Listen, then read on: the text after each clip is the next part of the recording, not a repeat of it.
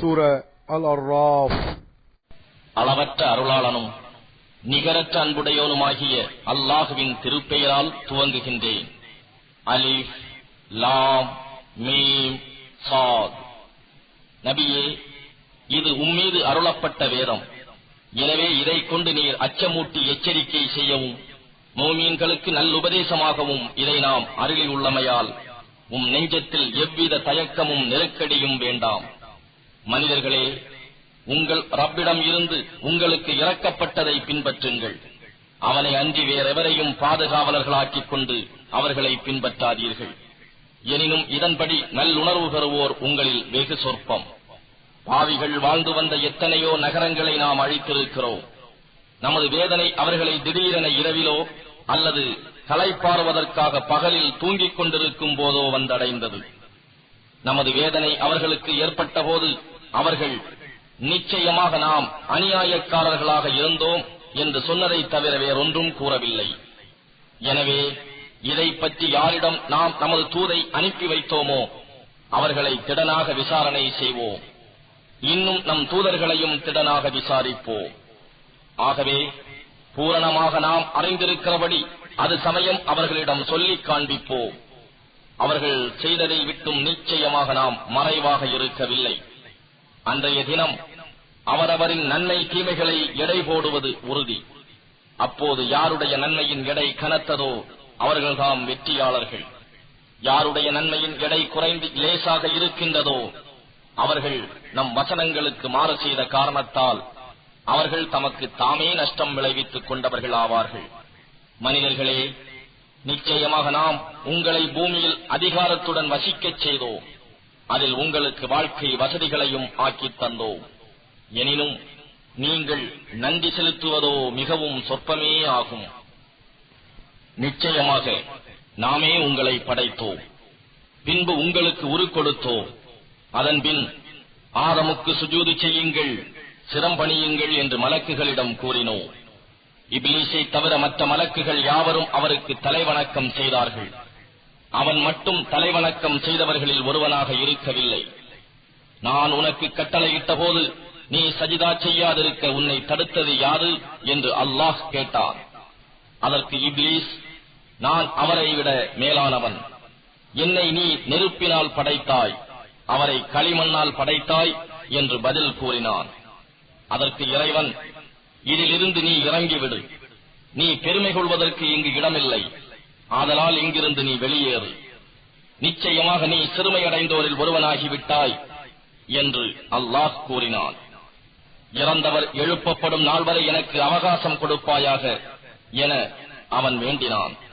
அதற்கு அல்லாஹ், நிச்சயமாக நீ அவகாசம் கொடுக்கப்பட்டவர்களில் ஒருவனாவாய் என்று கூறினான். அதற்கு இப்லீஸ், நீ என்னை வழிகட்டவனாக வெளியேற்றி விட்டதன் காரணத்தால் ஆழமுடைய சந்ததியரான அவர்கள் உன்னுடைய நேரான பாதையில் செல்லாது தடுப்பதற்காக அவ்வழியில் உட்கார்ந்து கொள்வேன் என்று கூறினான். பின் நிச்சயமாக நான் அவர்கள் முன்னும் அவர்கள் பின்னும் அவர்கள் வலப்பக்கத்திலும் அவர்கள் இடப்பக்கத்திலும் வந்து அவர்களை வழிகெடுத்துக் கொண்டிருப்பேன். ஆதலால் நீ அவர்களில் பெரும்பாலோரை உனக்கு நன்றி செலுத்துவோர்களாக காணமாட்டாய் என்றும் கூறினான். அதற்கு இறைவன், நீ நிந்திக்கப்பட்டவனாகவும் வெறுட்டப்பட்டவனாகவும் இங்கிருந்து வெளியேறிவிடு. அவர்களில் உன்னை பின்பற்றுவோரையும் உங்கள் யாவரையும் கொண்டு நிச்சயமாக நரகத்தை நிரப்புவேன் என்று கூறினான். பின்பு இறைவன் ஆதமை நோக்கி, ஆதமே, நீரும் உம் மனைவியும் சொர்க்கத்தில் குடியிருந்து நீங்கள் இருவரும் உங்கள் விருப்ப பிரகாரம் புசியுங்கள். ஆனால் இந்த மரத்தை மட்டும் நெருங்காதீர்கள். அப்படி செய்தால் நீங்கள் இருவரும் அநியாயம் செய்தவர்கள் ஆவீர்கள் என்று அல்லாஹ் கூறினான்.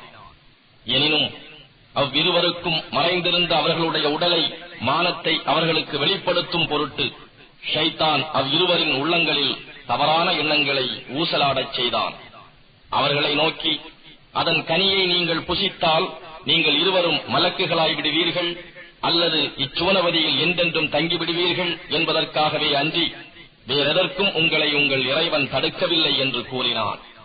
நிச்சயமாக நான் உங்கள் இருவருக்கும் நற்போதனை செய்பவனாக இருக்கிறேன் என்று சத்தியம் செய்து கூறினான்.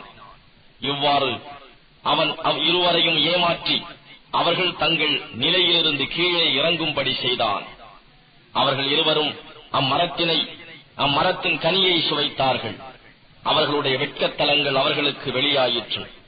அவர்கள் சுவனபதியின் இலைகளால் தங்களை மூடிக்கொள்ள முயன்றனர். அப்போது அவர்களை அவர்கள் இறைவன் அழைத்து, உங்கள் இருவரையும் அம்மரத்தை விட்டும் நான் தடுக்கவில்லையா? நிச்சயமாக ஷைத்தான் உங்களுக்கு பகிரங்கமான பகைவன் என்று நான் உங்களுக்கு சொல்லவில்லையா என்று கேட்டார். அதற்கு அவர்கள், எங்கள் இறைவனே, எங்களுக்கு நாங்களே தீங்கிழைத்துக் கொண்டோம். நீ எங்களை மன்னித்து கிருபை செய்யாவிட்டால் நிச்சயமாக நாங்கள் நஷ்டமடைந்தவர்களாகி விடுவோம் என்று கூறினார்கள். அதற்கு இறைவன், இதிலிருந்து நீங்கள் வெளியேறிவிடுங்கள். உங்களில் ஒருவர் மற்றவருக்கு பகைவராயிருப்பீர்கள். உங்களுக்கு பூமியில்தான் தங்குமிடம் இருக்கிறது. அதில் ஒரு குறிப்பிட்ட காலம் வரை நீங்கள் சுகம் அனுபவிக்கலாம் என்று கூறினார். அங்கேயே நீங்கள் வாழ்ந்திருப்பீர்கள், அங்கேயே நீங்கள் மரணமடைவீர்கள். இறுதியாக நீங்கள் அங்கிருந்தே எழுப்பப்படுவீர்கள் என்றும் கூறினான். ஆதமுடைய மக்களே, மெய்யாகவே நாம் உங்களுக்கு உங்களுடைய மானத்தை மறைக்கவும் உங்களுக்கு அலங்காரமாகவும் ஆடையை அளித்துள்ளோம். ஆயினும் தக்வா, பயபக்தி எனும் ஆடையே அதைவிட மேலானது. இது அல்லாஹுடைய அருளின் அடையாளங்களில் ஒன்றாக உள்ளதாகும். இதை கொண்டு நல்லுணர்வு பெறுவார்களாக. ஆதமுடைய மக்களே, ஷைத்தான் உங்கள் பெற்றோர் இருவரையும் அவர்களுடைய மானத்தை அவர்கள் பார்க்குமாறு அவர்களுடைய ஆடையை அவர்களை விட்டும் களைந்து சுவனபதியை விட்டு வெளியேற்றியது போல அவன் உங்களை ஏமாற்றி சோதனைக்குள்ளாக்க வேண்டாம். நிச்சயமாக அவனும் அவன் கூட்டத்தாரும் உங்களை கவனித்துக் கொண்டிருக்கிறார்கள். நீங்கள் அவர்களை பார்க்க முடியாதவாறு. மெய்யாகவே நாம் ஷைத்தான்களை நம்பிக்கை இல்லாதவரின் நண்பர்களாக்கி இருக்கிறோம். நம்பிக்கை இல்லாத அவர்கள் ஒரு மானக்கேடான காரியத்தை செய்துவிட்டால், இம்மாதிரியே எங்கள் மூதாதையர்கள் செய்ய கண்டோம், இன்னும் அல்லாஹ் எங்களை அதை கொண்டே ஏவினான் என்று சொல்கிறார்கள். அப்படி அல்ல. நிச்சயமாக அல்லாஹ் மானக்கேடான செயல்களை செய்ய கட்டளையிடவில்லை. நீங்கள் அறியாததை அல்லாஹுவின் மீது பொய்யாக கூறுகிறீர்களா என்று நபியே நீர் கேட்பீராக. என் இறைவன் நீரத்தை கொண்டே ஏவியுள்ளான். ஒவ்வொரு தொழுகையின் போதும் உங்கள் முகங்களை அவன் பக்கமே நிலைப்படுத்திக் கொள்ளுங்கள். நீங்கள் அவனுக்கே முற்றிலும் வழிபட்டு தூய உள்ளத்தோடு அவனை அழையுங்கள். அவன் உங்களை முதலில் உங்களை படைத்து வெளியாக்கியவாறே பின்னரும் உயிர் பெற்று அவனிடமே நீங்கள் மீளுவீர்கள் என்று நீர் கூறும். ஒரு கூட்டத்தாரை அவன் நேர்வழியில் ஆக்கினான், இன்னொரு கூட்டத்தாருக்கு வழிகேடு உறுதியாகிவிட்டது. ஏனெனில் அவர்கள் அல்லாஹ்வை விட்டு ஷைத்தான்களை பாதுகாவலர்களாக்கிக் கொண்டார்கள். எனினும் தாங்கள் நேர்வழி பெற்றவர்கள் என்று எண்ணுகிறார்கள். ஆதமுடைய மக்களே, ஒவ்வொரு மஸ்ஜிதிலும் தொழுங்காலம் உங்களை ஆடைகளால் அழகாக்கிக் கொள்ளுங்கள். உண்ணுங்கள், பருகுங்கள், எனினும் வீண் விரயம் செய்யாதீர்கள். ஏனெனில் அல்லாஹ் அளவு கடந்து வீண் விரயம் செய்பவர்களை நேசிப்பதில்லை. நபியே நீர் கேட்பீராக, அல்லாஹ் தன் அடியார்களுக்காக வெளிப்படுத்தியுள்ள ஆடை அழகையும் உணவு வகைகளில் தூய்மையானவற்றையும் தடுத்தது யார்? இன்னும் கூறும், அவை இவ்வுலக வாழ்க்கையில் நம்பிக்கையாளர்களுக்கு அனுமதிக்கப்பட்டவையே, எனினும் மறுமையில் அவர்களுக்கு மட்டுமே சொந்தமானவையாகவும் இருக்கும். இவ்வாறு நாம் நம் வசனங்களை அறியக்கூடிய மக்களுக்கு விவரிக்கின்றோம். என் இறைவன் ஹராம் என தடுத்திருப்பவையெல்லாம் வெளிப்படையான அல்லது அந்தரங்கமான மானக்கேடான செயல்கள், பாவங்கள், நியாயம் இன்றி ஒருவருக்கொருவர் கொடுமை செய்வது, ஆதாரம் இல்லாமல் இருக்கும் போதே நீங்கள் அல்லாஹுவுக்கு இணை கற்பித்தல், நீங்கள் அறியாதவற்றை அல்லாஹுவின் மீது பொய்யாக கூறுவது ஆகிய இவையே என்று நபியே நீர் கூறுவீராக. ஒவ்வொரு கூட்டத்தாருக்கும் வாழ்வுக்கும் வீழ்வுக்கும் ஒரு காலக்கெடு உண்டு. அவர்களுடைய கெடு வந்துவிட்டால் அவர்கள் ஒரு கணப்பொழுதேனும் பிந்தவும் மாட்டார்கள், முந்தவும் மாட்டார்கள். ஆதமுடைய மக்களே, உங்களில் இருந்தே நம் தூதர்கள் வந்து என் வசனங்களை உங்களுக்கு விளக்கினால், அப்போது எவர்கள் பயபக்தி கொண்டு தம் வாழ்க்கையில் திருந்திக் கொண்டார்களோ அவர்களுக்கு அச்சமும் இல்லை, அவர்கள் துக்கப்படவும் மாட்டார்கள். ஆனால் எவர் நம் வசனங்களை பொய்ப்பித்து அவற்றை புறக்கணித்து பெருமையடித்தார்களோ அவர்கள் நரகவாதிகளே ஆவார்கள். அதில் அவர்கள் என்றென்றும் தங்கிவிடுவார்கள். எவன் அல்லாஹுவுக்கு எதிராக பொய் கற்பனை செய்து அவனுடைய வசனங்களையும் நிராகரிக்கிறானோ அவனை விட அநியாயக்காரர் யார்? எனினும் அத்தகையவர்களுக்கு அவர்களுக்கு விதிக்கப்பட்ட உணவுகளிலிருந்து உள்ள பங்கு இவ்வுலகில் கிடைத்துக் கொண்டே இருக்கும். நம்முடைய வான தூதர்கள் அவர்களிடம் வந்து அவர்களுடைய உயிர்களை கைப்பற்றும் போது அவ்வான தூதர்கள், அல்லாஹ்வை விட்டு எவர்களை அழைத்துக் கொண்டு இருந்தீர்களோ அவர்கள் எங்கே என கேட்பார்கள். அதற்கு அவர்கள் எங்களை விட்டு காணாமல் மறைந்து போய்விட்டார்கள் என்று கூறி மெய்யாகவே தாம் நிராகரிப்பவர்களாக இருந்ததாக தங்களுக்கு எதிராகவே அவர்கள் சாட்சி கூறுவார்கள். அல்லாஹ் கூறுவான், ஜின்கள் மனிதர்கள் கூட்டத்தார்களில் இருந்து உங்களுக்கு முன் சென்றவர்களும் நீங்களும் நரக நெருப்பில் நுழையுங்கள். ஒவ்வொரு கூட்டத்தாரும் நரகத்தில் நுழையும் போதெல்லாம் தங்களுக்கு முன் அங்கு வந்துள்ள தம் இனத்தாரை சபிப்பார்கள். அவர்கள் யாவரும் நரகத்தை அடைந்துவிட்ட பின்னர் பின் வந்தவர்கள் முன் வந்தவர்களைப் பற்றி, எங்கள் இறைவனே, இவர்கள்தான் எங்களை வழிகெடுத்தார்கள், ஆதலால் இவர்களுக்கு நரகத்தில் 2 மடங்கு வேதனையை கொடு என்று சொல்லுவார்கள். அவன் கூறுவான், உங்களில் ஒவ்வொருவருக்கும் இரட்டிப்பு வேதனை உண்டு, ஆனால் நீங்கள் அதை அறிய மாட்டீர்கள். அவர்களில் முன் வந்தவர்கள் பின் வந்தவர்களை நோக்கி, எங்களை விட உங்களுக்கு யாதொரு மேன்மையும் கிடையாது, ஆதலால் நீங்களாகவே சம்பாதித்துக் கொண்ட தீவினையின் காரணமாக நீங்களும் 2 மடங்கு வேதனையை அனுபவியுங்கள் என்று கூறுவார்கள். எவர்கள் நம் வசனங்களை பொய்ப்பித்து இன்னும் அவற்றை புறக்கணித்து பெருமையடித்தார்களோ நிச்சயமாக அவர்களுக்கு வானத்தின் அருள் வாயில்கள் திறக்கப்பட மாட்டா. மேலும் ஊசியின் காதில் ஒட்டகம் நுழையும் வரையில் அவர்கள் சுவனவதியில் நுழைய மாட்டார்கள். இவ்வாறே குற்றம் செய்பவர்களுக்கு கூலி கொடுப்போம். அவர்களுக்கு நரகத்தின் நெருப்பு விரிப்புகளும் மேலே போர்த்திக் கொள்வதற்கு அவர்களுக்கு நெருப்பு போர்வைகளும் உண்டு. இன்னும் இவ்வாறே அநியாயம் செய்பவர்களுக்கு நாம் கூலி கொடுப்போம். ஆனால் எவர்கள் நம்பிக்கை கொண்டு நற்கர்மங்கள் செய்கிறார்களோ எந்த ஆத்மாவுக்கும் அது தாங்கிக் கொள்ள முடியாத அளவு துன்பம் நாம் கொடுப்பதில்லை. அவர்கள் சுவனவாசிகளாக இருப்பார்கள். அவர்கள் அதிலேயே என்றென்றும் தங்கியிருப்பார்கள். தவிர இவ்வுலகில் ஒருவர் மீது ஒருவர் கொண்டிருந்த குரோதத்தையும் அவர்களுடைய இதயங்களில் இருந்து நீக்கி விடுவோம். அவர்களுக்கு அருகில் ஆறுகள் ஓடிக்கொண்டிருக்கும். இன்னும் அவர்கள் கூறுவார்கள், இந்த பாக்கியத்தை பெறுவதற்கு உரிய நேர்வழியை எங்களுக்கு காட்டிய அல்லாஹுவுக்கே எல்லா புகழும் உரியதாகும். அல்லாஹ் எங்களுக்கு வழிகாட்டியிராவிட்டால் ஒரு காலம் நாங்கள் நேர்வழி அடைந்திருக்க மாட்டோம். நிச்சயமாக எங்கள் இறைவனுடைய தூதர்கள் உண்மை மார்க்கத்தையே நம்மிடம் கொண்டு வந்தார்கள். இதற்கு பதிலாக பூமியில் நீங்கள் செய்து கொண்டிருந்த நன்மையான காரியங்களின் காரணமாகவே நீங்கள் சுவனவதியின் வாரிசுகளாக்கப்பட்டு இருக்கிறீர்கள் என்ற சப்தத்தை அவர்கள் கேட்பார்கள்.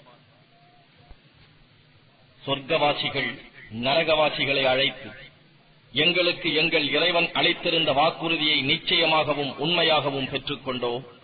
உங்களுக்கு உங்கள் இறைவன் அளித்த வாக்குறுதியை நீங்கள் உண்மையில் பெற்றுக் கொண்டீர்களா என்று கேட்பார்கள். அதற்கு அவர்கள் ஆம் பெற்றுக் கொண்டோம் என்பார்கள். அப்போது அவர்களுக்கு இடையே அறிவிப்பவர் ஒருவர், அக்கிரமக்காரர்களின் மீது அல்லாஹுவின் சாபம் உண்டாவதாக என்று அறிவிப்பார். ஏனெனில் அவர்கள் அல்லாஹுவின் நேர்வழியை விட்டு மனிதர்களை தடுத்து அதை கோணலாக்கவும் விரும்பினர். மேலும் அவர்கள் மறுமையையும் நம்பாது மறுத்தனர். நரகவாசிகள் சொர்க்கவாசிகள் ஆகிய இவர்களுக்கு இடையே ஒரு திரையான மதில் இருக்கும். அதன் சிகரங்களில் அநேக மனிதர்கள் இருப்பார்கள். நரகவாசிகள் சொர்க்கவாசிகளின் ஒவ்வொருவரையும் அவர்களுடைய அடையாளங்களை கொண்டு அறிந்து கொள்வார்கள். அவர்கள் சொர்க்கவாசிகளை அழைத்து, சலாமுன் அலைக்கும், உங்கள் மீது சாந்தியும் சமாதானமும் உண்டாகுக என்று கூறுவார்கள். அவர்கள் இன்னும் சொர்க்கத்தில் நுழையவில்லை. அவர்கள் அதில் நுழைய ஆவலுடன் இருக்கின்றார்கள். அவர்களுடைய பார்வைகள் நரகவாசிகளின் பக்கம் திருப்பப்பட்டால் அவர்கள், எங்கள் இறைவனே, எங்களை இந்த அக்கிரமக்காரர்களுடனே ஆக்கிவிடாதே என்று கூறுவார்கள். சிகரங்களில் இருப்பவர்கள் சில மனிதர்களை அவர்கள் அடையாளங்களால் அறிந்து கொண்டு அவர்களை கூப்பிட்டு கூறுவார்கள், நீங்கள் உலகத்தில் சேமித்து வைத்திருந்தவையும் நீங்கள் பெருமையடித்துக் கொண்டிருந்தவையும் உங்களுக்கு பயனளிக்கவில்லையே. அல்லாஹ் இவர்களுக்கு அருள் புரிய மாட்டான் என்று நீங்கள் சத்தியம் செய்து கூறிக்கொண்டிருந்தீர்களே, அவர்கள் இவர்கள்தானே என்று சுவனவாசிகளை சுட்டிக் காண்பித்து, நீங்கள் சுவனபதியில் நுழையுங்கள், உங்களுக்கு எவ்வித பயமும் இல்லை, நீங்கள் துக்கப்படவும் மாட்டீர்கள் என்றும் கூறுவார்கள். நரகவாசிகள் சொர்க்கவாசிகளை அழைத்து, தண்ணீரில் கொஞ்சமேனும் அல்லது அல்லாஹ் உங்களுக்கு அளித்துள்ள உணவில் சிறிதேனும் எங்களுக்கு கொடுங்கள் என கேட்பார்கள். அதற்கு அவர்கள், நிச்சயமாக அல்லாஹ் இவ்விரண்டையும் காபிர்கள் மீது தடுத்து ஹராமாக்கிவிட்டான் என்று கூறுவார்கள். ஏனென்றால் அவர்கள் தங்களுடைய மார்க்கத்தை வீணாகவும் விளையாட்டாகவும் எடுத்துக் கொண்டார்கள். இன்னும் அவர்களை இவ்வுலக வாழ்க்கை மயக்கிவிட்டது. எனவே அவர்கள் நம் வசனங்களை நிராகரித்து இந்த இறுதி நாளை சந்திப்பதை மறந்துவிட்டது போன்று இன்று நாம் அவர்களை மறந்து விடுகிறோம். நிச்சயமாக நாம் அவர்களுக்கு ஒரு வேதத்தை கொடுத்தோம், அதை நாம் பூரண ஞானத்தை கொண்டு விளக்கியுள்ளோம். அது நம்பிக்கை கொண்டவர்களுக்கு நேர் வழியாகவும் அருளாகவும் இருக்கிறது. இவர்கள் தங்களுக்கு எச்சரிக்கை செய்யப்பட்டு வந்த இறுதியை அன்றி வேறு எதை எதிர்பார்க்கிறார்கள்? அந்த தண்டனை நாள் வரும்பொழுது இதற்கு முன் அதனை முற்றிலும் மறந்திருந்த இவர்கள், நிச்சயமாக எங்கள் இறைவனின் தூதர்கள் சத்திய வேதத்தையே கொண்டு வந்தனர், எங்களுக்கு பரிந்து பேசக்கூடியவர்கள் எவரும் இருக்கின்றனரா? அவ்வாறாயின் அவர்கள் எங்களுக்காக பரிந்து பேசட்டும். அல்லது நாங்கள் உலகத்திற்கு திருப்பி அனுப்பப்படுவோமா? அப்படியாயின் நாங்கள் முன் செய்து கொண்டிருந்த தீயவற்றை விட்டு வேறு நன்மைகளையே செய்வோம் என்று கூறுவார்கள். நிச்சயமாக அவர்கள் தமக்கு தாமே இழப்புக்கு ஆளாக்கிக் கொண்டார்கள். அவர்கள் கற்பனை செய்து வந்தவை பொய் தெய்வங்களும் அவர்களை விட்டு மறைந்துவிடும். நிச்சயமாக உங்கள் இறைவனாகிய அல்லாஹ்தான் 6 நாட்களில் வானங்களையும் பூமியையும் படைத்து பின் அர்ஷின் மீது தன் ஆட்சியை நிலைப்படுத்தினான். அவனே இரவை கொண்டு பகலை மூடுகிறான். இரவு பகலை வெகு விரைவாக பின்தொடர்கின்றது. இன்னும் சூரியனையும் சந்திரனையும் நட்சத்திரங்களையும் தன் கட்டளைக்கு ஆட்சிக்கு கீழ்ப்படிந்தவையாக படைத்தான். படைப்பும் ஆட்சியும் அவனுக்கே சொந்தமல்லவா? அகிலங்களுக்கெல்லாம் ரப்பான அவற்றை படைத்து பரிபாலித்து பரிபக்குவப்படுத்தும் அல்லாஹ்வே மிகவும் பாக்கியமுடையவன். ஆகவே மோமீன்களே, உங்களுடைய இறைவனிடம் பணிவாகவும் அந்தரங்கமாகவும் பிரார்த்தனை செய்யுங்கள். வரம்பு மீறியவர்களை நிச்சயமாக அவன் நேசிப்பதில்லை. மேலும் பூமியில் அமைதி உண்டாகி சீர்திருத்தம் ஏற்பட்ட பின்னர் குழப்பம் உண்டாக்காதீர்கள். அச்சத்தோடும் ஆசையோடும் அவனை வழிபடுங்கள். நிச்சயமாக அல்லாஹுவின் அருள் நன்மை செய்வோருக்கு மிக சமீபத்தில் இருக்கிறது. அவன்தான் தன்னுடைய அருள் மாறிக்கு முன் நற்செய்திகளை கொண்டு வருவோரை போல் குளிர்ந்த காற்றுகளை அனுப்பி வைக்கிறான்.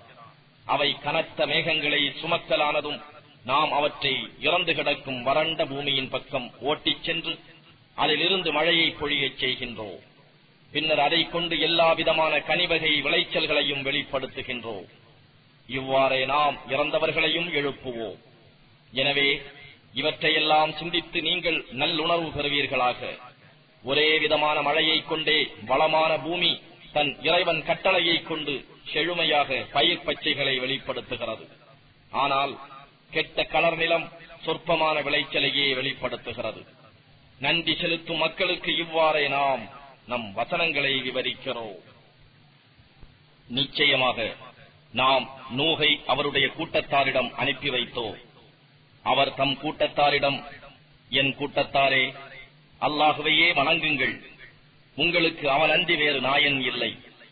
நிச்சயமாக நான் உங்களுக்கு வர இருக்கும் மகத்தான ஒரு நாளின் வேதனையை பற்றி நிச்சயமாக நான் அஞ்சுகிறேன் என்று கூறினார்.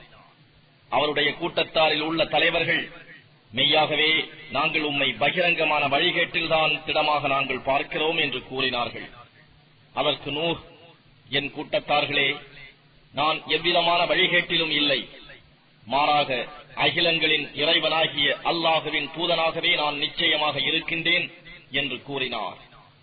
நான் என் இறைவனுடைய தூதையே உங்களுக்கு எடுத்துக் கூறி உங்களுக்கு நற்போதனையும் செய்கின்றேன். மேலும் நீங்கள் அறியாதவற்றை அல்லாஹுவிடம் இருந்து நான் அறிகிறேன் என்றும் கூறினார்.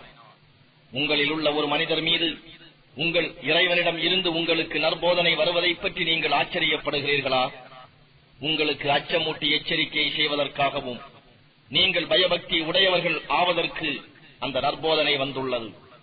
அதை பின்பற்றி இறைவனின் அருளுக்கு நீங்கள் ஆளாகலாம் என்று கூறினார். அப்போதும் அவர்கள் அவரை பொய்யரெனவே கூறினர். எனவே நாம் அவரையும் அவருடன் இருந்தவர்களையும் கப்பலில் ஏற்றி காப்பாற்றினோம். இன்னும் நம் வசனங்களை பொய்யென கூறியவர்களை பிரளயத்தில் மூழ்கடித்தோ. நிச்சயமாக அவர்கள் உண்மையை காண முடியா குருட்டு கூட்டத்தாராகவே இருந்தனர். இன்னும் ஆது கூட்டத்தாரிடம் அவர்களுடைய சகோதரர் ஹூதை நபியாக அனுப்பி வைத்தோ. அவர், என் சமூகத்தாரே, நீங்கள் அல்லாஹுவையே வணங்குங்கள், அவனை அன்றி உங்களுக்கு வேறு நாயன் இல்லை, நீங்கள் அவனுக்கு அஞ்சி பேணி நடக்க வேண்டாமா என்று கேட்டார். அவருடைய சமூகத்தாரில் நிராகரித்தவர்களின் தலைவர்கள் அவரை நோக்கி, நிச்சயமாக நாங்கள் உம்மை மடமையில் மூழ்கி கிடப்பவராகவே காண்கின்றோம், மேலும் உம்மை பொய்யர்களில் ஒருவராக கருதுகிறோம் என்று கூறினார்கள். அதற்கு அவர், என் சமூகத்தாரே, மடமை என்னிடம் இல்லை, மாறாக அகிலங்களின் இறைவனாகிய அல்லாஹுவின் தூதனாவேன் என்று கூறினார். நான் என் இறைவனுடைய தூதையே உங்களிடம் எடுத்துக் கூறுகிறேன், மேலும் நான் உங்களுக்கு நம்பிக்கையான உபதேசியாகவும் இருக்கின்றேன் என்றும் கூறினார். உங்களுக்கு அச்சமூட்டி எச்சரிக்கை செய்வதற்காக உங்களிலுள்ள ஒரு மனிதருக்கு உங்கள் இறைவனிடம் இருந்து நற்போதனை வந்துள்ளது பற்றி நீங்கள் ஆச்சரியப்படுகிறீர்களா? நூஹுடைய சமூகத்தாருக்கு பின்னர் அவன் உங்களை பூமியில் பிரதிநிதிகளாக்கி வைத்து எல்லா மக்களையும் விட உங்களுக்கு வலிமையாலும் அதிக உயர்வை கொடுத்ததை நினைவு கூறுங்கள். எனவே அல்லாஹுவின் அருட்கொடைகளை எல்லாம் நினைத்து பாருங்கள், நீங்கள் வெற்றி பெறுவீர்கள் என்றும் கூறினார். அதற்கு அவர்கள், எங்கள் மூதாதையர்கள் வழிபட்ட தெய்வங்களை விட்டுவிட்டு அல்லாஹ் ஒருவனையே வணங்க வேண்டும் என்பதற்காகவா நீர் எங்களிடம் வந்திருக்கிறீர்? நீர் உண்மையாளராக இருந்தால் நீர் அச்சுறுத்துவதை எம்மிடம் கொண்டு வாரும் என்று கூறினார்கள். அதற்கு அவர், உங்களுடைய இறைவனின் கோபமும் வேதனையும் உங்களுக்கு ஏற்பட்டு விட்டன. நீங்களும் உங்களுடைய முன்னோர்களும் ஆண்டவர்கள் என ஏற்படுத்திக் கொண்டவற்றின் பெயர்களை பற்றியா நீங்கள் என்னிடம் வாதம் செய்கின்றீர்கள்? இதற்கு எந்த ஓர் ஆதாரத்தையும் அல்லாஹ் உங்களுக்கு இறக்கி வைக்கவில்லை. எனவே உங்கள் வேதனையை நீங்கள் எதிர்பார்த்துக் கொண்டிருங்கள், நிச்சயமாக நானும் உங்களோடு எதிர்பார்த்துக் கொண்டிருக்கிறேன் என்று கூறினார். ஆகவே நாம் அவரையும் அவருடன் இருந்தவர்களையும் நம்முடைய அருளை கொண்டு காப்பாற்றினோம். நம் வசனங்களை பொய்யென கூறி நம்பிக்கை கொள்ளாமல் இருந்தவர்களை நாம் வேறறுத்து விட்டோம். ஜமூது கூட்டத்தாரிடம் அவர்கள் சகோதரராகிய சாலிஹை நம் தூதராக அனுப்பி வைத்தோம். அவர் அவர்களை நோக்கி, என் சமூகத்தார்களே, அல்லாஹுவையே வணங்குங்கள், அவனன்றி உங்களுக்கு வேறு நாயன் இல்லை. இதற்காக நிச்சயமாக உங்களுக்கு உங்கள் இறைவனிடம் இருந்து ஒரு தெளிவான அத்தாட்சியும் வந்துள்ளது. அல்லாஹுடைய இந்த ஒட்டகமானது உங்களுக்கு ஓர் அத்தாட்சியாக வந்துள்ளது. எனவே இதை அல்லாஹுவின் பூமியில் தடையேதும் இன்றி மேய விடுங்கள். அதை எத்தகைய தீங்கும் கொண்டு தீண்டாதீர்கள். அப்படி செய்தால் உங்களை நோவினை செய்யும் கடும் வேதனை பிடித்துக் கொள்ளும் என்று கூறினார். இன்னும் நினைவு கூறுங்கள், ஆது கூட்டத்தாருக்கு பின் உங்களை பூமியில் தன் பிரதிநிதிகளாக்கி வைத்தான். உங்களுக்கு பூமியில் குடியிருப்புகளை கொடுத்தான். அதன் சமவெளிகளில் நீங்கள் மாளிகைகளை கட்டியும் மலைகளை குடைந்து வீடுகளை அமைத்தும் கொள்கிறீர்கள். ஆகவே நீங்கள் அல்லாஹுவின் இந்த அருட்கொடைகளை நினைவு கூறுங்கள்.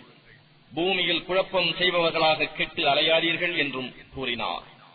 அவருடைய சமூகத்தாரில் ஈமான் கொள்ளாமல் பெருமையடித்துக் கொண்டிருந்த தலைவர்கள் அவர்களில் ஈமான் கொண்டிருந்த ஏழை மக்களை நோக்கி, நிச்சயமாக சாலிஹ் அவருடைய இறைவனிடம் இருந்து அனுப்பப்பட்ட தூதர் என நீங்கள் உறுதியாக அறிவீர்களோ என கேட்டார்கள்.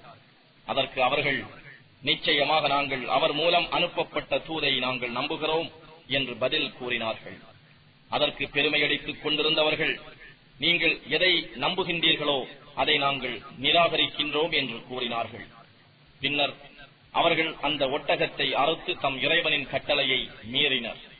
இன்னும் அவர்கள் சாலிஹை நோக்கி, சாலிஹே, நீர் இறைவனின் தூதராக இருந்தால் நீர் அச்சுறுத்துவதை எம்மிடம் கொண்டு வாரும் என்று கூறினார்கள். எனவே முன்னர் எச்சரிக்கப்பட்டவாறு அவர்களை பூகம்பம் பிடித்துக் கொண்டது. அதனால் அவர்கள் காலையில் தம் வீடுகளிலேயே இறந்து அழிந்து கிடந்தனர்.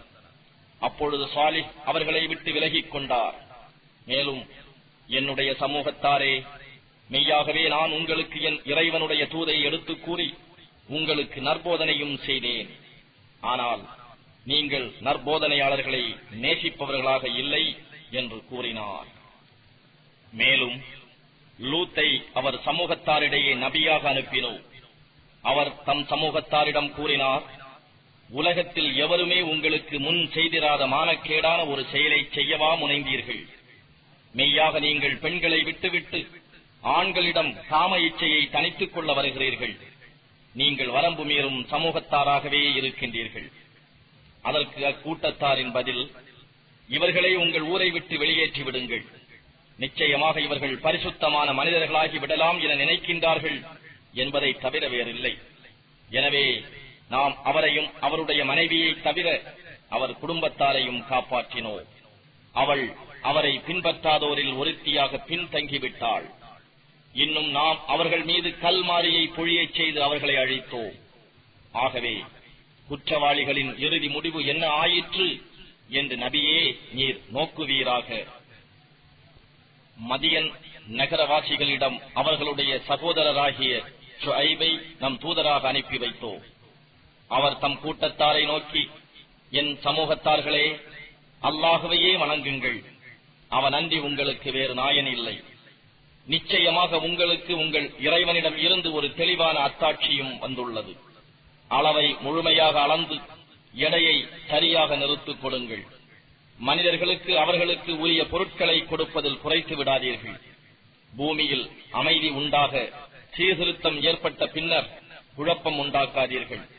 நீங்கள் மூமீன்களாக இருந்தால் இதுவே உங்களுக்கு நன்மையாக இருக்கும் என்று கூறினார். மேலும் நீங்கள் ஒவ்வொரு வழியிலும் உட்கார்ந்து கொண்டு அல்லாஹுவின் மீது ஈமான் கொண்டவர்களை பயமுறுத்தி அவர்களை அல்லாஹுவின் பாதையை விட்டு தடுத்து அதில் கோணலை உண்டு பண்ணாதீர்கள். நீங்கள் சொற்ப தொகையினராக இருந்தீர்கள், அவன் உங்களை அதிக தொகையினராக்கினான் என்பதையும் நினைவு கூறுங்கள். குழப்பம் செய்து கொண்டிருந்தோரின் முடிவு என்னவாயிற்று என்பதை கவனிப்பீர்களாக என்றும் கூறினார். உங்களில் ஒரு பிரிவினர் எதனுடன் நான் அனுப்பப்பட்டுள்ளேனோ அதை நம்புகிறார்கள், இன்னும் மற்றொரு பிரிவினர் அதை நம்பவில்லை. அல்லாஹ் நம்மிடையே தீர்ப்பு கூறும் வரை பொறுமையாக இருங்கள். அவனே தீர்ப்பு அளிப்பவர்களில் மிகவும் மேலானவன் என்றும் கூறினார். அவருடைய சமூகத்தினரில் பெருமையடித்துக் கொண்டிருந்த தலைவர்கள் அவரை நோக்கி, ஷுஐபே, உம்மையும் உம்முடன் ஈமான் கொண்டவர்களையும் நிச்சயமாக நாங்கள் எங்கள் ஊரை விட்டே வெளியேற்றி விடுவோம், அல்லது நீர் எங்கள் மார்க்கத்திற்கு திரும்பிவிட வேண்டும் என்று கூறினார்கள். அதற்கு அவர், நாங்கள் உங்கள் மார்க்கத்தை வெறுப்பவர்களாக இருந்தாலுமா என்று கேட்டார். உங்கள் மார்க்கத்தை விட்டு அல்லாஹ் எங்களை காப்பாற்றி விட்டபின் உங்கள் மார்க்கத்திற்கு நாங்கள் திரும்பினால் நிச்சயமாக நாங்கள் அல்லாஹுவின் மீது பொய் கற்பனை செய்தவர்களாகி விடுவோம். எங்கள் இறைவனாகிய அல்லாஹ் நாடினால் அன்றி நாங்கள் அதற்கு திரும்பவே மாட்டோம். எங்கள் இறைவன் தன் ஞானத்தால் எல்லா பொருட்களையும் சூழ்ந்திருக்கின்றான். அல்லாஹுவின் மீதே நாங்கள் பரிபூரண நம்பிக்கை வைத்துள்ளோம் என்று கூறி, எங்கள் இறைவா, எங்களுக்கும் எங்கள் கூட்டத்தாருக்கும் இடையே நியாயமான தீர்ப்பு வழங்குவாயாக. தீர்ப்பு அளிப்பவர்களில் நீயே மிகவும் மேலானவன் என்றும் பிரார்த்தித்தார். அவருடைய சமூகத்தாரில் காபிரா இருந்தவர்களின் தலைவர்கள் மற்றவர்களை நோக்கி, நீங்கள் ஷுஐபை பின்பற்றுவீர்களானால் நிச்சயமாக நீங்கள் நஷ்டமடைந்தவர்களாகி விடுவீர்கள் என்று கூறினார். ஆகவே அவர்களை பூகம்பம் பிடித்துக் கொண்டது. அதனால் அவர்கள் காலையில் தம் வீடுகளில் இறந்து அழிந்து கிடந்தனர். ஷுஐபை பொய்ப்பித்தவர்கள் அவர்கள் தம் வீடுகளில் ஒருபொழுதும் வாழ்ந்திராதவர்களைப் போல் ஆகிவிட்டனர். ஷுஐபை பொய்ப்பித்தவர்கள் முற்றிலும் நஷ்டமடைந்தவர்களாகிவிட்டார்கள். இதனால் ஷுஐபு அவர்களை விட்டு விலகிக் கொண்டார். மேலும், என் சமூகத்தவர்களே, மெய்யாகவே நான் உங்களுக்கு என் இறைவனுடைய தூதை எடுத்துக் கூறி வந்தேன். உங்களுக்கு நற்போதனையும் செய்தேன். ஆனால் நிராகரிக்கும் மக்களுக்காக நான் எவ்வாறு கவலைப்படுவேன் என்று அவர் கூறினார். நாம் நபிமார்களை அனுப்பி வைத்த ஒவ்வொரு ஊரில் உள்ள மக்களையும் அம்மக்கள் பணிந்து நடப்பதற்காக நாம் அவர்களை வறுமையாலும் பிணியாலும் பிடிக்காமல் சோதிக்காமல் இருந்ததில்லை. பின்னர் நாம் அவர்களுடைய துன்ப நிலைக்கு பதிலாக வசதிகள் உள்ள நல்ல நிலையில் மாற்றி அமைத்தோம்.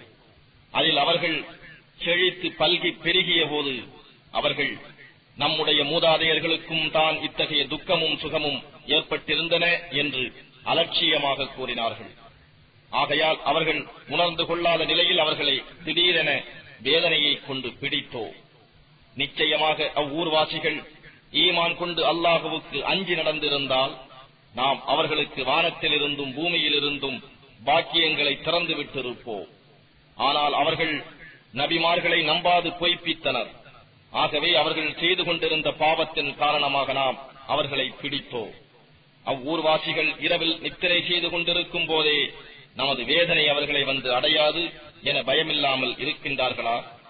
அல்லது அவ்வூர்வாசிகள் கவலையில்லாது பகலில் விளையாடிக் கொண்டிருக்கும் போதே நமது வேதனை அவர்களை அடையாது என்று பயமில்லாமல் இருக்கின்றார்களா? அல்லாஹுவின் பிடியிலிருந்து அவர்கள் அச்சம் தீர்ந்து விட்டார்களா? நஷ்டவாளிகளான மக்களை தவிர வேறு எவரும் அல்லாஹுவின் பிடியிலிருந்து அச்சம் தீர்ந்து இருக்க மாட்டார்கள். பூமியில் வாழ்ந்து போனவர்களுக்கு பின்னால் அதனை வாரிசாக பெற்ற இவர்களையும் நாம் நாடினால் இவர்களுடைய பாவங்களின் காரணத்தால் அவ்வாறே தண்டிப்போம் என்பது இவர்களுக்கு வழிகாட்டவில்லையா? நாம் இவர்களுடைய இதயங்களின் மீது முத்திரையிட்டு விட்டோம். எனவே இவர்கள் நற்போதனைகளுக்கு செவி சாய்க்க மாட்டார்கள். நபியே, இவ்வூர்களின் வரலாற்றை நாம் உமக்கு கூறுகிறோம். நிச்சயமாக நம் தூதர்கள் தெளிவான அத்தாட்சிகளை கொண்டு வந்தார்கள். எனினும் அவர்கள் முன்னால் பொய்யாக்கிக் கொண்டிருந்தபடியே நின்று இப்பொழுதும் நம்பிக்கை கொள்பவர்களாக இல்லை. இவ்வாறு அல்லாஹ் காபிர்களின் இதயங்கள் மீது முத்திரையிட்டு விடுகிறார். அவர்களில் பெரும்பாலோரை வாக்குறுதி நிறைவேற்றுபவராக நாம் காணவில்லை. அன்றியும் அவர்களில் பெரும்பாலோரை பாவிகளாகவே கண்டோம். அவர்களுக்கு பிறகு மூசாவை நம் அத்தாட்சிகளுடன் ஃபிர்அவுனிடத்திலும் அவனுடைய தலைவர்களிடத்திலும் நாம் அனுப்பி வைத்தோம். அப்போது அவர்கள் அவற்றை நிராகரித்து அநியாயம் செய்து விட்டார்கள். இத்தகைய குழப்பக்காரர்களின் முடிவு எப்படி இருந்தது என்பதை கவனிப்பீராக. ஃபிர்அவுனே, நிச்சயமாக நான் அகிலங்களின் இறைவனால் அனுப்பப்பட்ட தூதனாவேன் என்று மூசா கூறினார். அல்லாஹுவின் மீது உண்மையை தவிர வேறு எதுவும் கூறாமல் இருப்பது என் மீது கடமையாகும். உங்களுடைய இறைவனிடம் இருந்து உங்களுக்கு தெளிவான அத்தாட்சிகளை கொண்டு வந்திருக்கிறேன். ஆகவே இஸ்ரவேலர்களை என்னுடன் அனுப்பிவை என்றும் அவர் கூறினார். அதற்கு அவன், நீர் அத்தாட்சியை கொண்டு வந்திருப்பீரானால் நீர் உண்மையாளராக இருப்பின் அதை கொண்டு வாரும் என்று கூறினான். அப்போது மூசா தம் கைத்தடியை எறிந்தார். உடனே அது ஒரு பெரியதொரு மலைப்பாம்பாகிவிட்டது. மேலும் அவர் தம் கையை வெளியில் எடுத்தார். உடனே அது பார்ப்பவருக்கு பளிச்சிடும் வெண்மையானதாக இருந்தது. ஃபிர்அவுனின் சமூகத்தாரைச் சேர்ந்த தலைவர்கள், இவர் நிச்சயமாக திறமைமிக்க சூன்யக்காரரே என்று கூறினார்கள். அதற்கு ஃபிர்அவுன், இவர் உங்களை உங்களுடைய நாட்டை விட்டு வெளியேற்ற நாடுகிறார். எனவே இதை பற்றி நீங்கள் கூறும் யோசனை யாது என்று கேட்டார். அதற்கு அவர்கள், அவருக்கும் அவருடைய சகோதரருக்கும் சிறிது தவணையை கொடுத்துவிட்டு பல பட்டினங்களுக்கு சூனியக்காரர்களை திரட்டிக் கொண்டு வருவோரை அனுப்பி வைப்பீராக. அவர்கள் சென்று சூன்யத்தில் வல்லவர்களை எல்லாம் உம்மிடம் கொண்டு வருவார்கள் என்று கூறினார்கள். அவ்வாறே அவனிடத்தில் சூனியக்காரர்கள் வந்தார்கள். அவர்கள், நாங்கள் மூசாவை வென்றுவிட்டால் நிச்சயமாக எங்களுக்கு அதற்குரிய வெகுமதி கிடைக்கும் அல்லவா என்று கேட்டார்கள். அவன் கூறினான், ஆம், உங்களுக்கு வெகுமதி கிடைக்கும். இன்னும் நிச்சயமாக நீங்கள் எனக்கு நெருக்கமானவர்களாகி விடுவீர்கள். மூசாவே, முதலில் நீர் எறிகிறீரா அல்லது நாங்கள் எறியட்டுமா என்று சூன்யக்காரர்கள் கேட்டனர். அதற்கு மூசா, நீங்கள் முதலில் எறியுங்கள் என்று கூறினார். அவ்வாறே அவர்கள் தம் கைத்தடிகளை எறிந்தார்கள். மக்களின் கண்களை மருட்டி அவர்கள் திடுக்கிடும்படியான மகத்தான சூன்யத்தை செய்தனர். அப்பொழுது நாம், மூசாவே, இப்பொழுது நீர் உம் கைத்தடியை எறியும் என அவருக்கு வஹி அறிவித்தோம். அவ்வாறு அவர் எறியவே அது பெரிய பாம்பாகி அவர்கள் சூன்யத்தால் கற்பனை செய்த யாவற்றையும் விழுங்கிவிட்டது. இவ்வாறு உண்மை உறுதியாயிற்று. அவர்கள் செய்த சூன்யங்கள் யாவும் வீணாகிவிட்டன. சூன்யக்காரர்கள் அங்கேயே தோற்கடிக்கப்பட்டார்கள். அதனால் அவர்கள் சிறுமைப்பட்டார்கள். அன்றியும் அந்த சூன்யக்காரர்கள் சிரம் பணிந்து சஜிதா செய்து, அகிலங்கள் எல்லாவற்றுக்கும் இறைவனாம் ரப்பின் மீது நிச்சயமாக நாங்கள் ஈமான் கொண்டோம், அவனே மூசாவுக்கும் ஹாரூனுக்கும் இறைவனாவான் என்று கூறினார்கள். அதற்கு ஃபிரௌன் அவர்களை நோக்கி, உங்களுக்கு நான் அனுமதி கொடுப்பதற்கு முன்னரே நீங்கள் அவர் மேல் ஈமான் கொண்டு விட்டீர்களா? நிச்சயமாக இது ஒரு சூழ்ச்சியாகும். இந்நகரவாசிகளை அதிலிருந்து வெளியேற்றுவதற்காக மூசாவுடன் சேர்ந்து நீங்கள் செய்த சூழ்ச்சியே ஆகும். இதன் விளைவை நீங்கள் அதி சீக்கிரத்தில் அறிந்து கொள்வீர்கள். நிச்சயமாக நான் உங்கள் மாறுகை கால் வாங்கி உங்கள் யாவரையும் சிலுவையில் அறைந்து கொண்டு விடுவேன் என்று கூறினார். அதற்கு அவர்கள், அவ்வாறாயின் நிச்சயமாக நாங்கள் எங்கள் இறைவனிடம்தான் திரும்பிச் செல்வோம். எனவே இதை பற்றி எங்களுக்கு கவலை இல்லை. எங்களுக்கு எங்கள் இறைவனிடம் இருந்து வந்துள்ள அத்தாட்சிகளை நாங்கள் நம்பினோம் என்பதற்காகவே நீ எங்களை பழிவாங்குகிறாய் என்று கூறி, எங்கள் இறைவனே, எங்கள் மீது பொறுமையையும் உறுதியையும் பொழிவாயாக. முஸ்லிம்களாக உனக்கு முற்றிலும் வழிபட்டவர்களாக எங்களை ஆக்கி எங்கள் ஆத்மாக்களை கைப்பற்றிக் கொள்வாயாக என பிரார்த்தித்தனர். அதற்கு ஃபிரௌனின் சமூக தலைவர்கள் அவனை நோக்கி, மூசாவும் அவருடைய சமூகத்தாரும் பூமியில் குழப்பம் உண்டாக்கி உம்மையும் உம் தெய்வங்களையும் புறக்கணித்து விடும்படி நீர் அவர்களை விட்டு வைப்பீரா என்று கேட்டார்கள். அதற்கு அவன், அவ்வாறன்று, நாம் அவர்களுடைய ஆண் மக்களை வெட்டி கொன்றுவிட்டு அவர்களை சிறுமைப்படுத்துவதற்காக அவர்களுடைய பெண் மக்களை மட்டும் உயிருடன் வாழ விடுவோம். நிச்சயமாக நாம் அவர்கள் மீது பூரண ஆதிக்கம் பெற்றுள்ளோம் என்று கூறினார். மூசா தம் சமூகத்தாரிடம், அல்லாஹுவிடம் உதவி தேடுங்கள், இன்னும் பொறுமையாகவும் இருங்கள். நிச்சயமாக இந்த பூமி அல்லாஹுவுக்கே சொந்தம். தன் அடியார்களில் தான் நாடியவர்களுக்கு அவன் அதை உரியதாக்கி விடுகிறான். இறுதி வெற்றி பயபக்தி உடையவர்களுக்கே கிடைக்கும் என்று கூறினார். அவர்கள் கூறினார்கள், நீர் எங்களிடம் வருவதற்கு முன்னரும் துன்பப்பட்டோம், நீர் வந்த பின்னரும் துன்பப்படுகிறோம். அதற்கு அவர் கூறினார், உங்கள் இறைவன் உங்களுடைய பகைவர்களை அழித்து உங்களை பூமியில் அதிபதிகளாக்கி வைக்கக்கூடும். நீங்கள் எவ்வாறு நடந்து கொள்கிறீர்கள் என்பதை அவன் கவனித்துக் கொண்டிருக்கின்றான். பின்னர் நாம் ஃபிர்அவுனுடைய கூட்டத்தாரை பஞ்சம் பிடிக்கச் செய்து விவசாய பலன்களை குறைத்து தண்டித்தோம். அவர்கள் நல்லுணர்வு பெறுவதற்காக. அவர்களுக்கு ஒரு நன்மை வருமானால் அது நமக்கு உரிமையாக வரவேண்டியதுதான் என்று கூறினார்கள். ஆனால் அவர்களுக்கு ஒரு கெடுதி ஏற்படுமானால் அது மூசாவினாலும் அவருடன் இருப்பவர்களாலும் வந்த பீடை என்பார்கள். அறிந்து கொள்ளுங்கள், அவர்களுடைய இந்த துர்பாக்கியமெல்லாம் அல்லாஹுவிடம் இருந்தே வந்துள்ளது. எனினும் அவர்களில் பெரும்பாலோர் இதனை அறிந்து கொள்வதில்லை. அவர்கள் மூசாவிடம், நீர் எங்களை வசியப்படுத்த எவ்வளவு அத்தாட்சிகளை கொண்டு வந்த போதிலும் நாங்கள் உம்மை நம்பக்கூடியவர்களாக இல்லை என்று கூறினார்கள். ஆகவே அவர்கள் மீது புயற்காற்றையும் வெட்டு கிளியையும் தேனையும் தவளைகளையும் இரத்தத்தையும் தெளிவான அத்தாட்சிகளாக ஒன்றன் பின் ஒன்றாக அனுப்பி வைத்தோம். ஆனால் அவர்கள் பெருமையடித்து குற்றம் புரியும் சமூகத்தாராகவே ஆகியிருந்தனர்.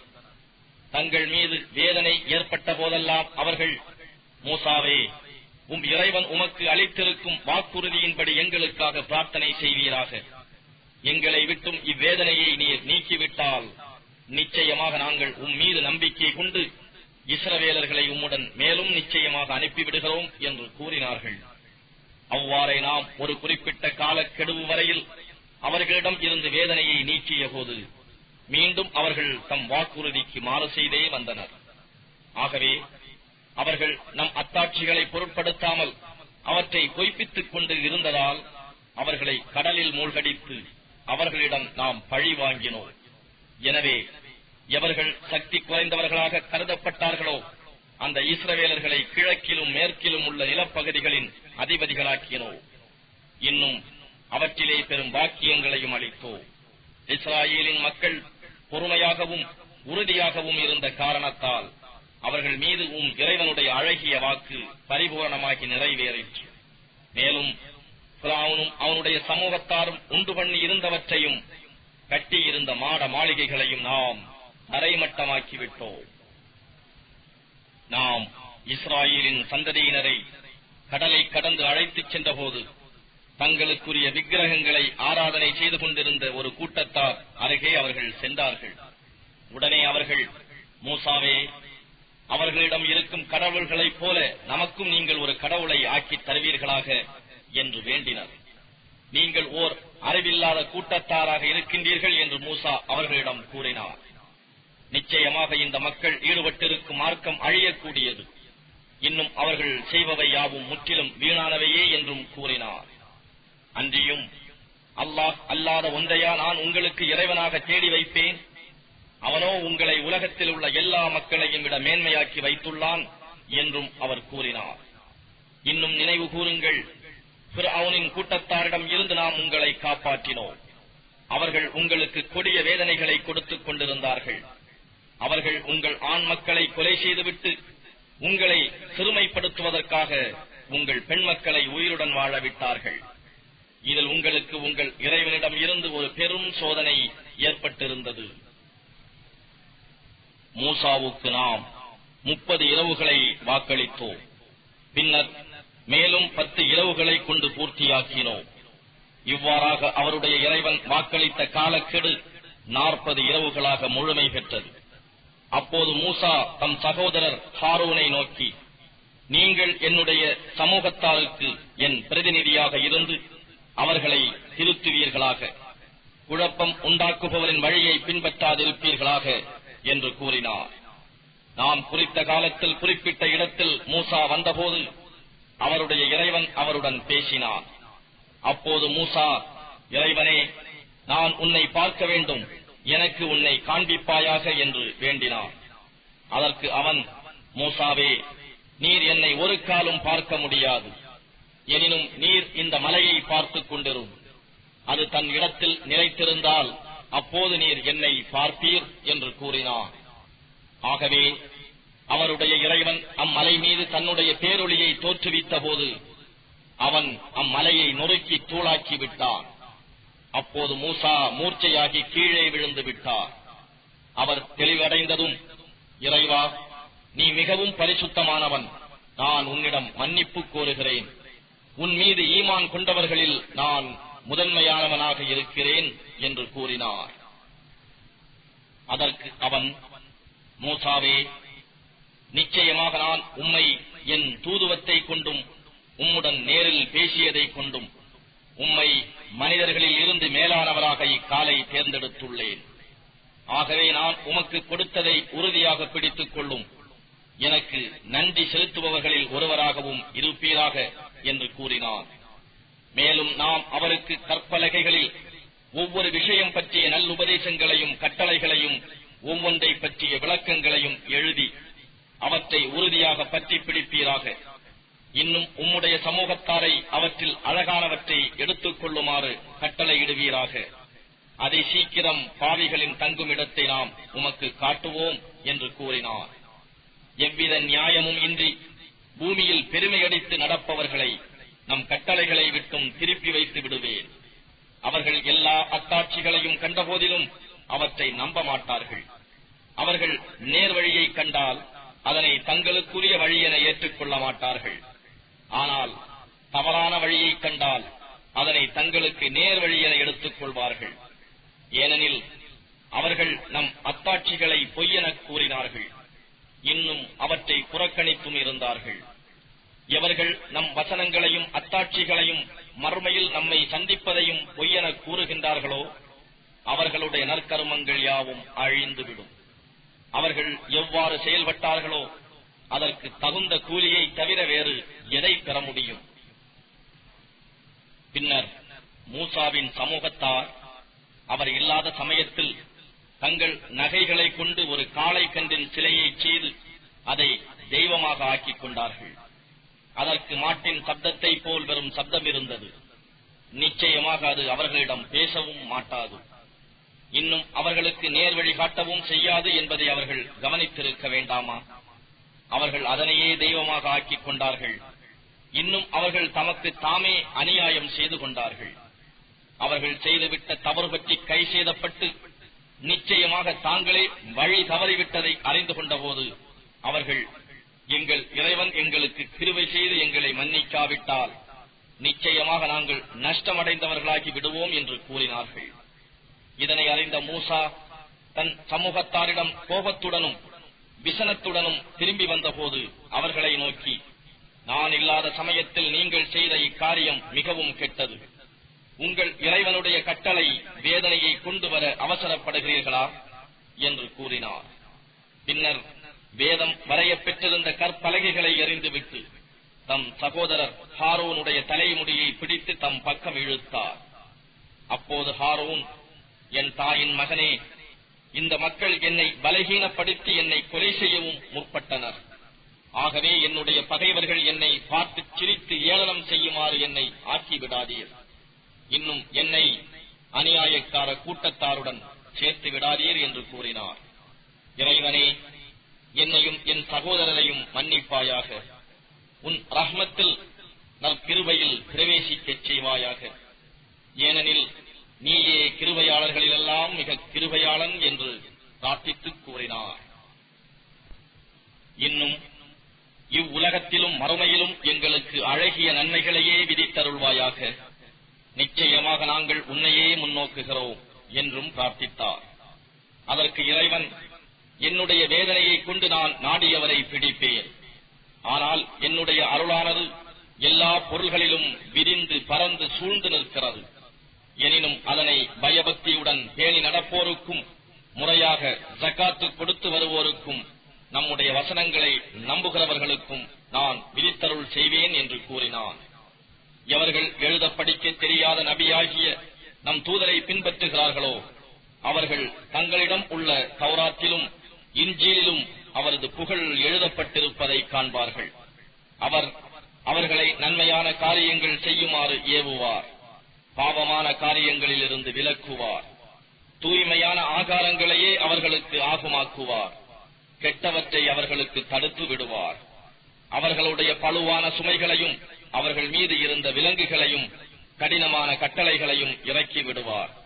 எனவே எவர்கள் அவரை மெய்யாகவே நம்பி அவரை கண்ணியப்படுத்தி அவருக்கு உதவி செய்து அவருடன் அருளப்பட்டிருக்கும் ஒளிமயமான வேதத்தையும் பின்பற்றுகிறார்களோ அவர்கள்தாம் வெற்றி பெறுவார்கள். நபியே, நீர் கூறுவீராக, மனிதர்களே, மெய்யாக நான் உங்கள் அனைவருக்கும் அல்லாஹுவின் தூதராக இருக்கிறேன். வானங்கள் பூமி ஆகியவற்றின் ஆட்சி அவனுக்கே உரியது. அவனை தவிர வணக்கத்திற்கு உரிய நாயன் வேறு யாரும் இல்லை. அவனே உயிர்ப்பிக்கின்றார், அவனே மரணம் அடையும்படியும் செய்கின்றான். ஆகவே அல்லாஹுவின் மீதும் எழுத படிக்க தெரியா நபியாகிய அவன் தூதரின் மீதும் ஈமான் கொள்ளுங்கள். அவரும் அல்லாஹுவின் மீதும் அவன் வசனங்களின் மீதும் ஈமான் கொள்கிறார்.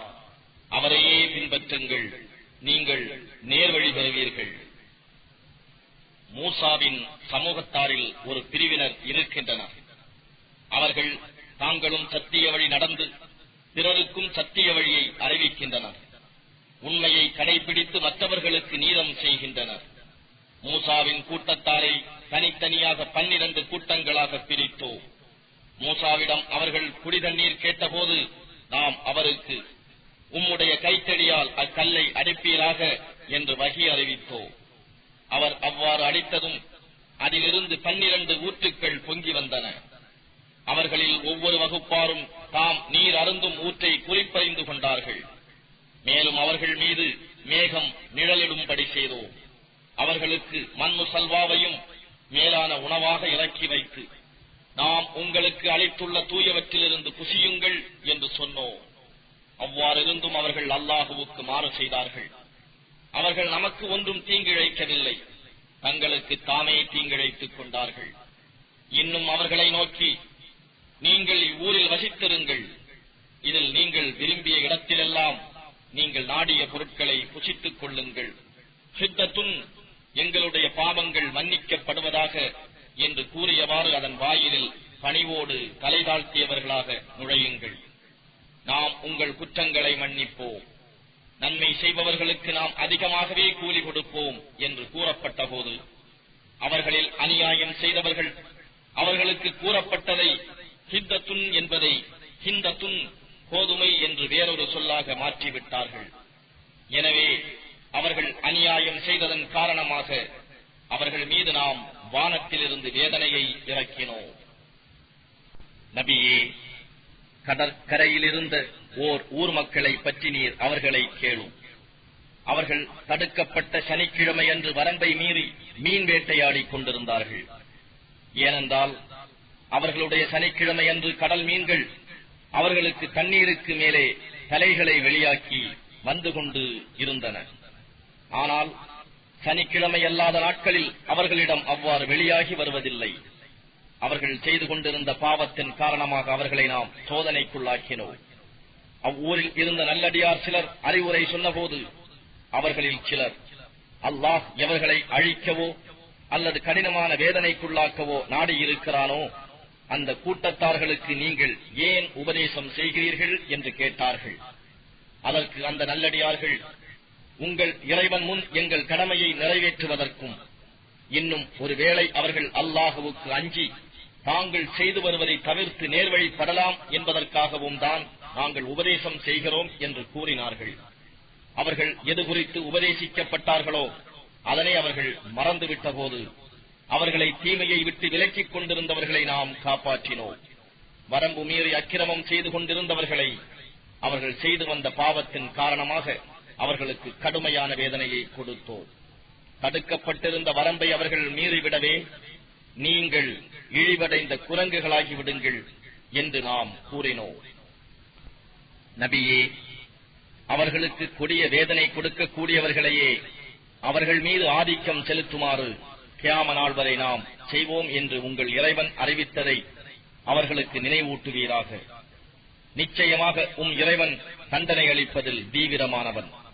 ஆனால் நிச்சயமாக அவன் மிகவும் மன்னிப்பவனாகவும் கிருபையாளனாகவும் இருக்கின்றான். அவர்களை நாம் பூமியில் பல பிரிவினராக சிதறித் திரியுமாறு ஆக்கிவிட்டோம். அவர்களில் நல்லவர்களும் இருக்கின்றார்கள், அதுவல்லாத கெட்டவர்களும் இருக்கின்றார்கள். அவர்கள் நன்மையின்பால் திரும்பும் பொருட்டு அவர்களை நன்மைகளைக் கொண்டும் தீமைகளைக் கொண்டும் சோதித்தோம். அவர்களுக்கு பின் அவர்களுடைய இடத்தை தகுதியில்லாத பலர் அடைந்தனர். அவர்கள் வேதத்திற்கும் வாரிசுகளானார்கள். இவ்வுலகின் அற்ப பொருட்களை பெற்றுக்கொண்டு அதற்கு தகுந்தபடி வேதத்தை மாற்றிக் கொண்டார்கள். எங்களுக்கு மன்னிப்பு அளிக்கப்படும் என்றும் கூறிக்கொள்கிறார்கள். இதுபோன்று வேறோர் அற்ப பொருள் அவர்களுக்கு வந்துவிட்டால் அதையும் எடுத்துக் கொள்வார்கள். அல்லாஹுவின் மீது உண்மையே அன்றி வேறு ஒன்றும் கூறல் ஆகாது என்று வேதத்தின் மூலம் அவர்களிடம் உறுதிமொழி வாங்கப்படவில்லையா? இன்னும் அதில் உள்ளவை போதனைகளை அவர்கள் ஓதியும் வருகின்றார்கள். அதையெல்லாம் அவர்கள் பொருட்படுத்துவதில்லை. பயபக்தி உடையவர்களுக்கு மறுமையில் வீடே மேலானதாகும். நீங்கள் நல்ல விதமாக அறிந்து கொள்ள வேண்டாமா? ஆனால் எவர்கள் வேதத்தை உறுதியாக பற்றி பிடித்துக் கொண்டு தொழுகையையும் நிலைநிறுத்துகிறார்களோ அத்தகைய நல்லோர்களின் கூலியை நாம் நிச்சயமாக வீணாக்க மாட்டோம். நாம் சினாய் மலையை அவர்களுக்கு மேல் முகட்டை போல் நிறுத்தி அதை குலுக்கினோம். அப்போது அவர்கள் அது தங்கள் மீது விழுந்து விடுமோ என்று எண்ணிய போது நாம் அவர்களை நோக்கி, நாம் உங்களுக்கு கொடுத்த வேதத்தை பலமாக பிடித்துக் கொள்ளுங்கள், அதில் உள்ளவற்றை சிந்தியுங்கள், நீங்கள் பயபக்தியுடையோராகலாம் என்று கூறினோம். இறைவன் ஆதமுடைய மக்களின் முதுகுகளில் இருந்து அவர்களுடைய சந்ததிகளை வெளியாக்கி அவர்களை தங்களுக்கே சாட்சியாக வைத்து, நான் உங்களுடைய இறைவன் அல்லவா என்று கேட்டதற்கு அவர்கள், மெய்தான், நாங்கள் சாட்சி கூறுகிறோம் என்று கூறியதை அவர்களுக்கு நினைவூட்டுவீராக.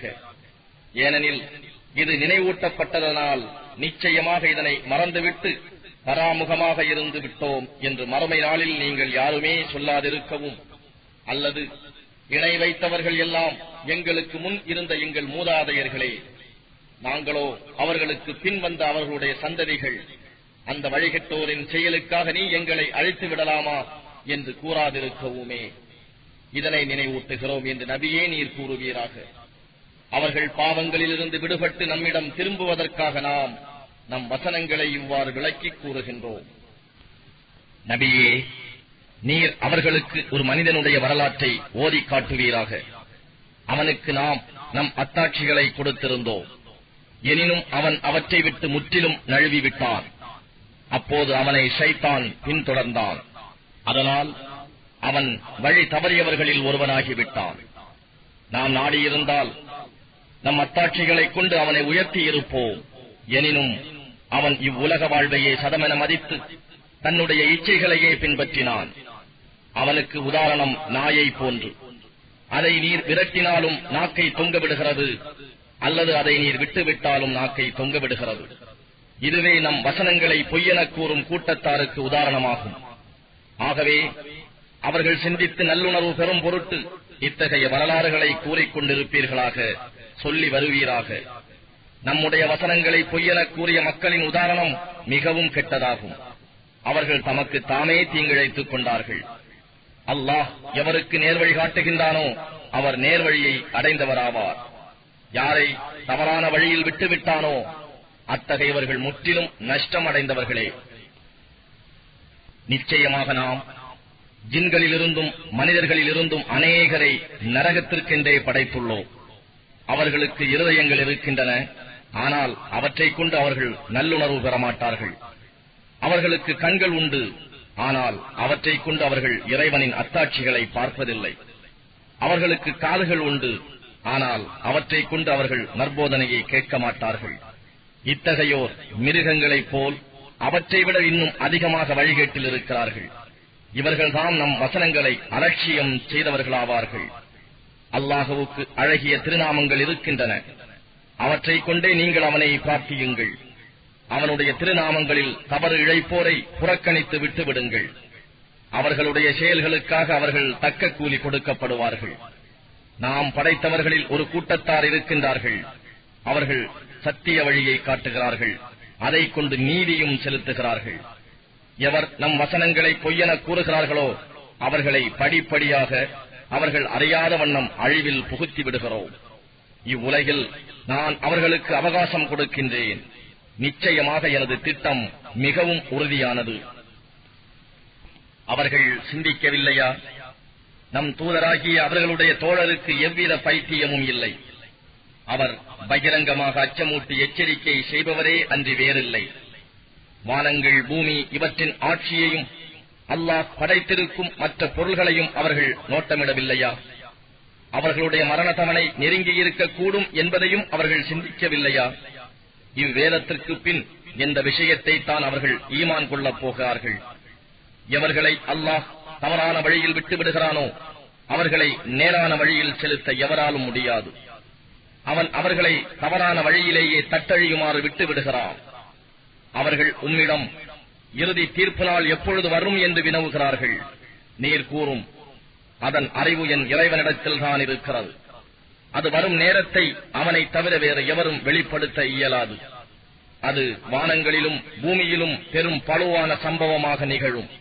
திடுகூறாக அது உங்களிடம் வரும். அதை முற்றிலும் அறிந்து கொண்டவராக உம்மை கருதியே அவர்கள் உம்மை கேட்கிறார்கள். அதன் அறிவு நிச்சயமாக அல்லாஹ்விடமே இருக்கின்றது. எனினும் மனிதர்களில் பெரும்பாலோர் அதை அறிய மாட்டார்கள் என்று கூறுவீராக. நபியே, நீர் கூறும், அல்லாஹ் நாடினால் அன்றினால் எனக்கே யாதொரு நன்மையோ அல்லது தீமையோ செய்து கொள்ள சக்தி இல்லாதவன். மறைந்திருப்பவற்றை நான் அறிபவனாக இருந்தால் நன்மைகளை அதிகமாக தேடிக் கொண்டிருப்பேன். அந்நிலையில் எவ்விதமான தீங்கும் என்னை தீண்டியிராது. நம்பிக்கை கொள்ளும் மக்களுக்கு நான் அச்சமூட்டி எச்சரிக்கை செய்பவனும் நன்மாராயம் கூறுபவனுமே அன்றி வேறில்லை. அவனே உங்களை ஒரே மனிதரிலிருந்து படைத்தான். அவருடன் கூடி இணைந்து வாழ்வதற்காக அவருடைய துணைவியை அவரிலிருந்தே படைத்தான். அவன் அவளை நெருங்கிய போது அவள் இலேசான கர்ப்பவதியானாள். பின்பு அதனை சுமந்து நடமாடிக் கொண்டிருந்தாள்.